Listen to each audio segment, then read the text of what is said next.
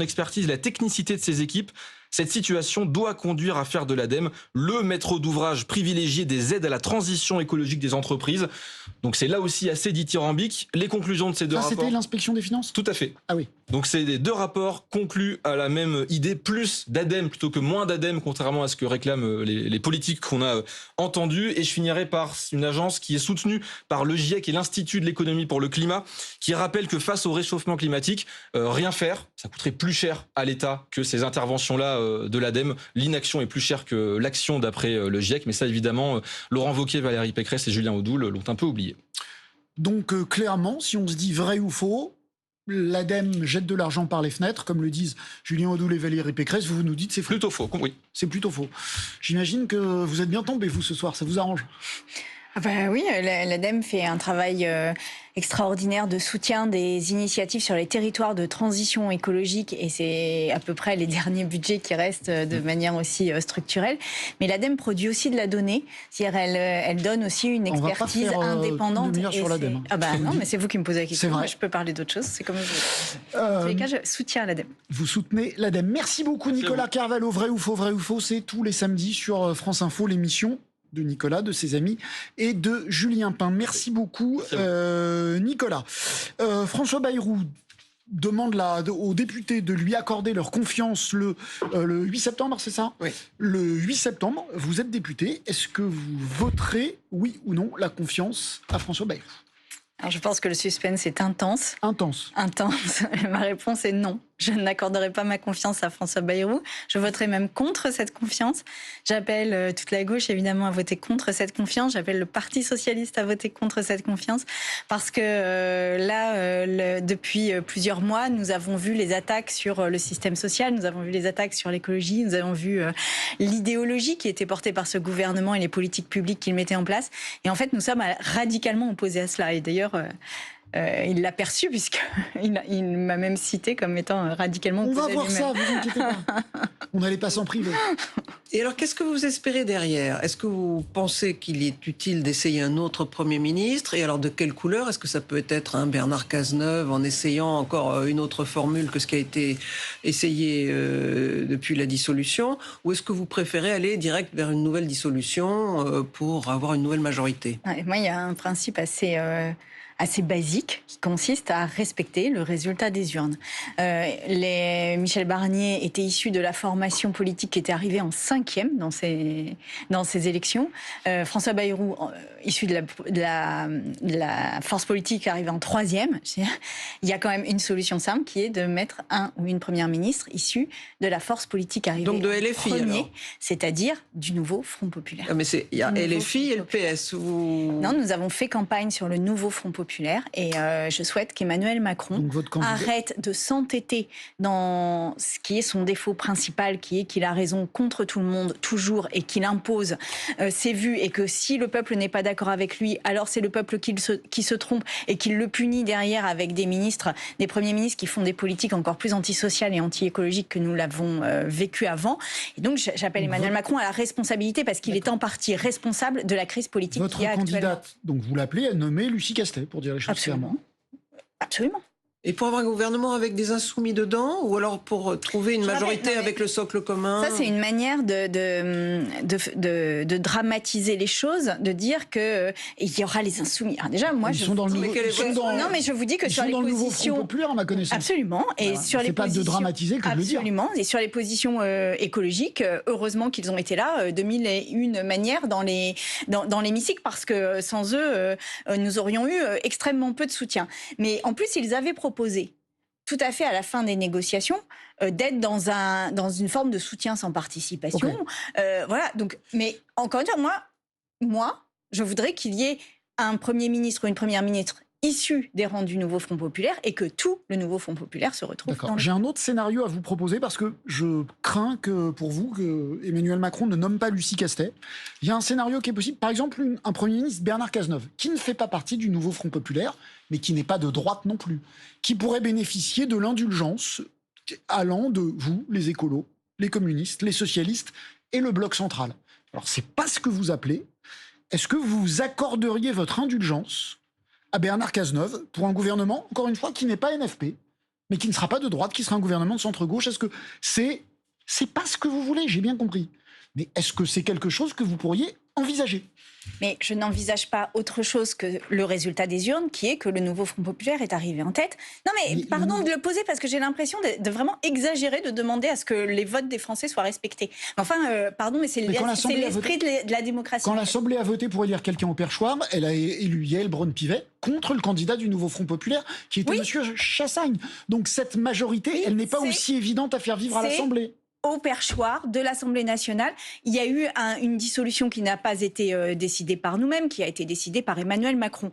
Les électeurs et électrices se sont mobilisés en nombre pour donner un résultat. Ce résultat, peut-être ne convient pas à certains et certaines, mais le fait est que ce résultat est le résultat des urnes. Maintenant, je vais vous dire sur Bernard Cazeneuve. Moi, à titre personnel, je me souviens de Bernard Cazeneuve, ministre de l'Intérieur, et de Rémi Fraisse, qui était un militant écologiste qui défendait une zone humide. Une zone humide. C'est-à-dire quelque chose d'absolument indispensable à la biodiversité, à la régulation des eaux.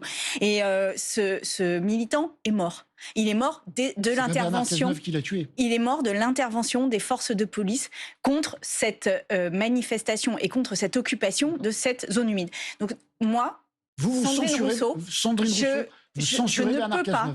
Au nom de Rémi Fraisse, au nom de la lutte écolo, je ne pourrais pas soutenir Bernard Cazeneuve. Maintenant, je vous parle en mon nom, je ne sais pas ce que fera mon groupe. Moi, Sandrine Rousseau, je ne pourrais pas. Et pour vous, le NFP existe toujours? Parce que Mélenchon lui-même dit que ça n'existe plus, puisque le PS n'a pas voté comme eux la censure, qu'ils ont tout cassé, et qu'au municipal, ils s'apprêtent à se cogner dessus, les uns les autres. Donc, alors, en fait, ce qui n'existe pas aujourd'hui, c'est le camp macroniste. Hein. Oui, mais le centre n'existe pas. Non, mais le centre n'existe pas.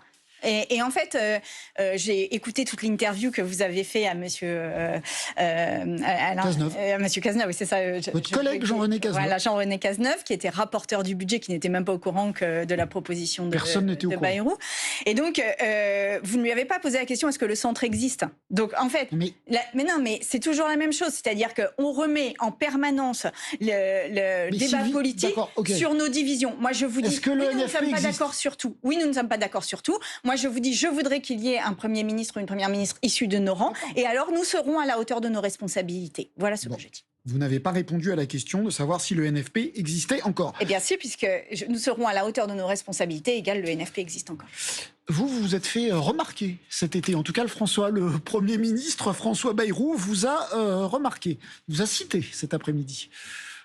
Il n'est pas étonnant qu'ils aient été rejoints par cette parlementaire qui a prononcé cette phrase publiquement, une des phrases les plus scandaleuses de l'été, Madame Sandrine Rousseau, qui a dit « La rentabilité de l'agriculture, je n'en ai rien à péter ». Phrase qui a été prise comme un crachat au visage par tous les agriculteurs, tous les paysans et tous ceux qui les respectent et qui les aiment et considèrent qu'ils sont, ceux-là, par leur travail quotidien et par leur courage, une élite de la nation. N'avoir rien à faire de ceux qui vont trinquer, tout pour abattre ceux qui essaient de s'en sortir, et de surcroît l'enfermement dans le communautarisme, voilà où ces mouvements veulent conduire notre pays. Que répondez-vous à la réponse du Premier ministre? Vous avez un peu de regret, pas du tout? Que j'assume absolument d'être en opposition complète et radicale à la politique menée par François Bayrou. Non mais totalement, complètement. Complètement. Okay, c'est-à-dire que je ne veux pas de modèle productiviste, je veux la réduction du temps de travail, lui où il veut l'augmentation du temps de travail, il veut augmenter la production, je veux la diminuer, il ne cite pas l'extrême droite, moi je lutte contre l'extrême droite, il n'a pas un mot pour les personnes vulnérables qui sont la cible de ces coupes budgétaires, notamment le mot qu'il cite n'est pas un mot extrêmement gentil pour des gens qui sont des agriculteurs. Je parle de la rentabilité, je ne parle pas des agriculteurs. Non, je ne parle pas des agriculteurs. Non, en fait, parce qu'on a proposé des lois de revenu minimum, on a proposé des prix planchers de vente des produits agricoles, on a proposé, et j'ai voté tout ça, un soutien à la transition.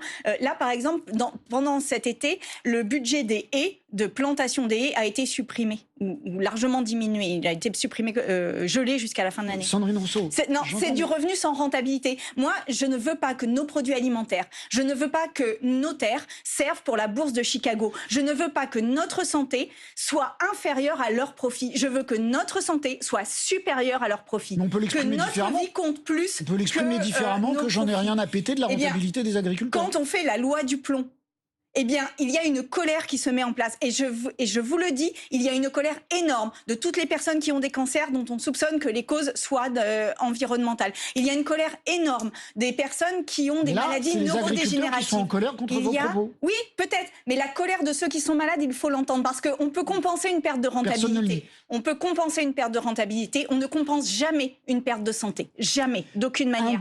Donc oui, je le redis, la priorité, c'est nos vies. Ça n'est pas la rentabilité. Un dernier mot sur la déclaration du Premier ministre. Il a commencé en disant il y a un seul danger qui guette vraiment notre pays, c'est le surendettement. Qu'en dit la docteure en sciences économiques que vous êtes ? Je dis qu'en effet, il y a un problème de finances publiques sur lequel il faut se confronter.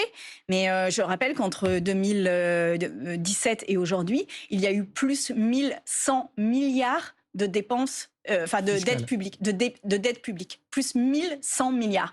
Donc ceux qui nous appellent aujourd'hui à la responsabilité sont ceux-là même qui sont à l'origine du problème. Pendant le Covid ont été pour soutenir le pouvoir d'achat des Français. 150 sur les 1100, 150 milliards uniquement. Ça veut dire qu'il y a 900 milliards qui sont dus aux politiques menées par Emmanuel Macron et ses gouvernements successifs. Et c'est eux qui, aujourd'hui, nous donnent des leçons en responsabilité. Je voudrais dire que lors de l'étude du dernier budget à l'Assemblée nationale, nous avons proposé, que ce soit sur le PLF ou que ce soit sur les PLFSS, sur le volet recettes comme sur le volet dépenses, des budgets équilibrés. Et nous l'avons fait au sein du NFP. Nous avions travaillé et la ligne recettes et la ligne dépenses pour proposer des budgets équilibrés. Aucun de nos amendements n'a été repris par le gouvernement. Parce que là, ils font la danse du ventre en disant on va discuter, soyez raisonnables et tout ça. Sauf que ça fait 3 ans maintenant qu'il n'y a jamais la moindre prise en compte des amendements que nous proposons. À combien vous estimez le nombre de milliards d'économies nécessaires pour que les marchés ne se déchaînent pas contre nous ? Est-ce que 44 milliards, sans expliquer où on le prend, etc., juste la somme elle-même, est-ce que ça vous semble une somme économiquement justifiée ? Je ne peux pas vous répondre si on ne dit pas où est-ce qu'on le prend, en fait. Parce que, typiquement, si... Le PS répond à cette question. Le PS dit, il faut décider où on le prend, mais...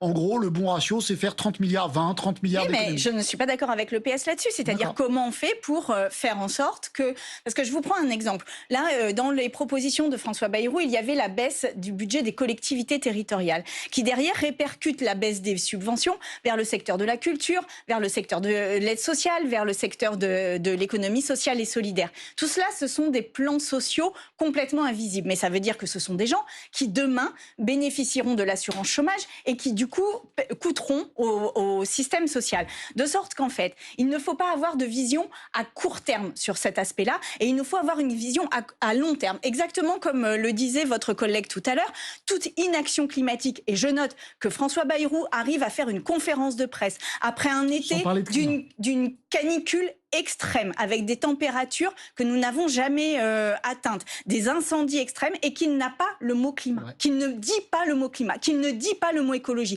Ça, par exemple, c'est de l'irresponsabilité pour la vie de nos enfants et de nous-mêmes, mais aussi pour le budget de la France. Parce que tout euro que nous ne dépensons pas aujourd'hui dans cette transition coûtera 2 à 3 fois plus cher tout à l'heure. Sandrine Rousseau, juste après le 8 septembre, il y a le 10 septembre, et voilà ce qu'en dit Jean-Luc Mélenchon. Il faut que le 10 septembre convergent dans un même effort nos forces politiques, rassemblées aux côtés de ceux qui sont en action, le peuple lui-même et la classe salariale. Que le 10 septembre soit un jour de blocage général, c'est-à-dire pour ce qui concerne le salariat, que le 10 septembre, ce soit la grève générale. Est-ce que vous souhaitez cette grève générale? Est-ce que vous pensez que c'est le rôle des partis de pousser à un blocage du pays? Et que pensez-vous des premières réticences d'ailleurs des syndicats sur ce mouvement qui trouvent qu'ils ne savent pas trop si c'est du lard ou du cochon? Et ils étaient un peu méfiants au départ. Alors, moi, j'ai soutenu ce mouvement assez rapidement dans le courant de l'été. Et je suis pour qu'il soit le plus puissant possible. Y compris avec une grève, un blocage. Et je voudrais que le 10 septembre, en effet, la France soit véritablement bloquée. Parce que je pense que c'est comme ça que le peuple montrera une forme de rapport de force vis-à-vis d'un président de la République qui non seulement ne le comprend pas, mais ne l'entend pas, est sourd et muet à ses revendications. Donc moi, Sandrine Rousseau, encore une fois, je parle en mon nom, j'irai sur ces cortèges. Je les soutiendrai à la place qui est la mienne de politique, c'est-à-dire que ça n'est pas moi qui les ai lancés, je n'attise pas les choses, mais par contre j'irai en fin de cortège pour soutenir. Et je vais vous dire, s'il y a les mêmes réactions policières que pour les Gilets jaunes, je mettrai mon écharpe tricolore et je m'interposerai entre les forces de l'ordre et les manifestants pour qu'il n'y ait pas de violence. Parce que je souhaite que ce soit un mouvement pacifiste et un mouvement qui ne subisse pas de répression aussi forte et injuste et même irrépublicaine que celui des Gilets jaunes. Grève générale, un jour, reconductible. Vous dites, on veut bloquer la France. Je veux bloquer la France. Vous voulez la bloquer une journée? Ou pour faire entendre raison au gouvernement, s'il faut la bloquer plusieurs jours, vous y êtes prête? J'y suis prête. Après, ça n'est pas moi qui prendrai la décision et ça n'est pas moi qui dirai ce qu'il faut faire. Mais je suis prête à soutenir un mouvement de plusieurs jours. Parce que pour en avoir discuté longuement là, ces dernières semaines avec les citoyens et citoyennes de ma circonscription, le ras-le-bol, l'incapacité à vivre atteint des sommets. Je rappelle que notre taux de pauvreté a augmenté et qu'il a retrouvé les niveaux qu'il avait il y a 30 ans en France. C'est-à-dire qu'on a perdu 30 ans de politique de lutte contre la pauvreté. On a reculé de 30 ans. Donc Emmanuel Macron, c'est plus 1100 milliards de dettes et c'est un retour en arrière de 30 ans en termes de pauvreté. C'est indigne. C'est indigne. Une toute petite dernière question strictement politique. Se dessine une primaire de la gauche, sans LFI, à laquelle votre parti Europe Écologie veut participer. Marine Tondelier dit on doit y participer et il semble qu'elle soit décidée à vouloir être la représentante écologiste lors de cette primaire. Est-ce que ça vous paraît évident que ce sera elle ou est-ce que ça peut être vous ?